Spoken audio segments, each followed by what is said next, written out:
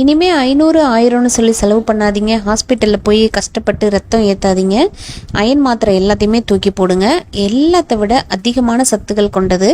டாக்டர்களே இதை சாப்பிட்டாலே போதுமேன்னு சொல்லி பல டாக்டர் சர்டிஃபிகேட் கொடுத்த ரெசிபிங்க. அதாவது ஹீமோக்ளோபின் ரத்தம் உடம்புல கம்மியாக இருக்கக்கூடியவங்க, 11 பாயிண்ட் இருக்க வேண்டிய இடத்துல 5 6ன்னு சொல்லி இருக்கக்கூடியவங்க எல்லாருக்குமே ஒரு தரமான ஒரு மருந்துன்னு கூட சொல்லலாம். ரொம்ப ரொம்ப சூப்பரான ரெசிபி எப்படி பண்ணுறதுன்னு பார்க்கலாம். Hello friends, welcome to Janas recipes. இன்றைக்கி நான் உங்களுக்கு முருங்கைக்கீரை எடுத்து வச்சுருக்கேன். இது பார்த்தீங்கன்னா சமீபத்தில் எல்லா வீடுகளையும் வளர்க்க ஆரம்பிச்சிட்டாங்க.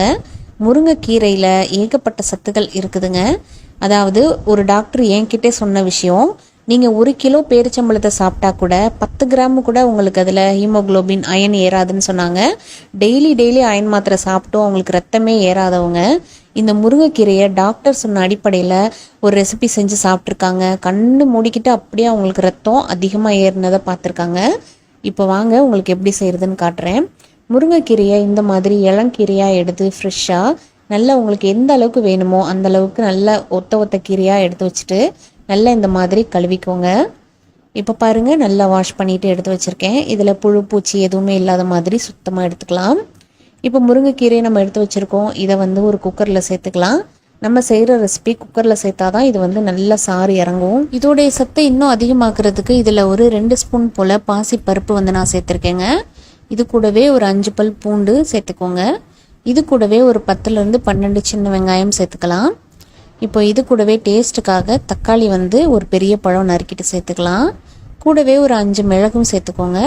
கொஞ்சமாக, அதாவது ஒரு 1/2 ஸ்பூன் அளவுக்கு மஞ்சள் தூள், ஒரு 2 டம்ளர் அளவுக்கு தண்ணி சேர்த்துக்கோங்க. கீரை வேகிறதுக்கு தகுந்த மாதிரி சேர்த்துட்டு நல்லா எல்லாத்தையும் மிக்ஸ் பண்ணி விட்டுக்கலாங்க. நம்ம பருப்பு சேர்க்கறதுனால நம்ம குக்கரில் வைக்கிறோம். இப்போது குக்கரை மூடி போட்டுட்டு இதை கரெக்டாக ஒரு 4 விசில் விட போகிறோம். இப்போது அடுப்பில் வச்சுட்டு 4 விசில் நல்லா ஹை ஃப்ளேமில் வச்சுட்டு எப்படி இருக்குன்னு உங்களுக்கு நான் திறந்து காட்டுறேன். பருப்பு கீரை எல்லாமே நல்லா வெந்து வந்திருக்கு. இதில் குடிக்கிறதுக்கு டேஸ்ட்டுக்கு ஏற்ற மாதிரி நம்மளுக்கு வெங்காயம் தக்காளியும் நல்லா வெந்து வந்திருக்கு. இப்போது இதை சூடாக இது போல் ஒரு நல்ல ஒரு அரிக்கரண்டியோ அல்லது ஒரு சல்லடையை வச்சு நல்லா அந்த சூப்பு மட்டும் தனியாக எடுத்து வடித்து வச்சுக்கலாம். அது நம்மளுக்கு இப்போதைக்கு தேவைப்படாது, நல்லா வடிச்சுக்கோங்க. இப்போ இந்த கீரை பருப்பு எல்லாமே வெந்து வந்திருக்கு இல்லையா, இது ஒரு பக்கம் இருக்கட்டும். இதை முடிஞ்ச அளவுக்கு ஒரு 10 நிமிஷம் மட்டும் ஆற வச்சுக்கோங்க. இப்போ இந்த சூப்பு ஒரு பக்கம் இருக்கட்டும். இப்போது இந்த கீரை நல்லா ஆறிடுச்சு.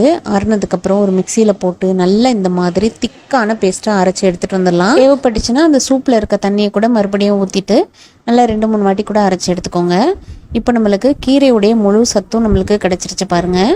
இது போல் நல்லா வடிகட்டி எடுத்துக்கலாம். அந்த சூப்பில் இருக்க தண்ணியோடு சேர்த்து இந்த பருப்பு கீரை எல்லாத்தையும் நல்லா வடிகட்டி பிழிஞ்சு எடுத்துகிட்டு வச்சுக்கலாங்க. இப்போ பாருங்கள், நல்லா இந்த மாதிரி பிழிஞ்சாச்சு.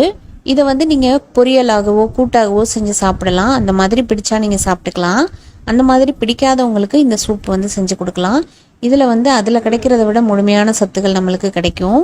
இதை நம்ம அப்படியே அரைச்சிட்டு சேர்க்கறதுனால நல்ல ஒரு ஜூஸ் மாதிரி டக்குன்னு குடிச்சிடலாம். ஒரு மருந்துன்னு நினச்சிட்டு கூட நம்ம குடிச்சு எடுத்துக்கலாங்க. இப்போது நம்ம இதை நல்லா வடிகட்டி வச்சுருக்கோம் இல்லையா, இப்போ மறுபடியும் இதே குக்கரில் நான் இதை ஊற்றிக்கிறேன். நீங்கள் இப்படியே குடிக்கிறதா இருந்தாலும் குடிச்சிக்கலாம். ஏன்னு சொன்னால் நம்ம மிக்சிலெலாம் போட்டு அரைச்சி நல்லா ஆறி போயிடுச்சு இல்லையா, அதனால இப்போது இந்த சூப்புக்கு தேவையான அளவுக்கு உப்பு போட்டுக்கலாம். கொஞ்சமாக மிளகுத்தூள் போட்டுக்கலாம். ரொம்ப மிளகுத்தூள் ஃபஸ்ட்டே சேர்த்துற வேண்டாம், கடைசியாக சேர்க்கணும். இதில் டேஸ்ட்டுக்காக கொஞ்சமாக கொத்தமல்லி தலையை சேர்த்துட்டு அடுப்பில் வச்சுட்டு ஒரு 2லேருந்து 3 நிமிஷம் மட்டும் நல்லா ஹை ஃப்ளேமில் வச்சு கொதிக்க விட்டுக்கோங்க. இப்போ பாருங்கள், அடுப்பில் நான் வச்சுட்டு நல்லா சலசலன்னு இந்த மாதிரி ஒரு 2-3 கொதிக்கட்டும். கொதித்ததுக்கப்புறம் இதை நம்ம எடுத்து சூடாக சர்வ் பண்ணிக்கலாம். இதில் பார்த்தீங்கன்னா முழுக்க அயன் சத்து மட்டும்தான் இருக்குது.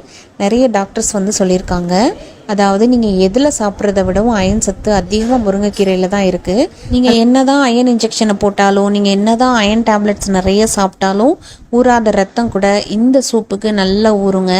இதை கவர்மெண்ட் டாக்டர்ஸே சொன்ன விஷயம். அதனால் எனக்கு தெரிஞ்ச நல்ல விஷயத்த உங்கள் கூட நான் ஷேர் பண்ணியிருக்கேன். அதை எப்படி செய்யணுங்கிறத கூட நான் உங்கள் கூட ஷேர் பண்ணியிருக்கேன். கண்டிப்பாக இதை உங்கள் வீட்டில் இருக்க யாருக்காவது பயன்பெறும் நம்புகிறேன். இதை சூடாக குடிச்சிங்கன்னா ரொம்ப அற்புதமான டேஸ்ட்டாக இருக்கும். ஓகே ஃப்ரெண்ட்ஸ், இந்த ரெசிபியை கண்டிப்பாக உங்களுக்கு உபயோகமாக இருந்துச்சுன்னு நினச்சிங்கன்னா நிறைய லைக் பண்ணிவிட்டு ஃப்ரெண்ட்ஸ் அண்ட் ஃபேமிலி கூட நிறைய ஷேர் பண்ணிக்கோங்க. ரத்தம் இல்லாமல் உடம்புல நிறைய பிரச்சனையோடு கஷ்டப்படக்கூடியவங்க இதை பார்த்துட்டு நிறைய பேர் பயன்பெறட்டும். இதே மாதிரி இன்ட்ரெஸ்டிங்காக அடுத்த வீடியோவில் உங்களை சந்திக்கிறேன். அது வரைக்கும் தேங்க்யூ. தேங்க்ஸ் ஃபார் வாட்சிங்.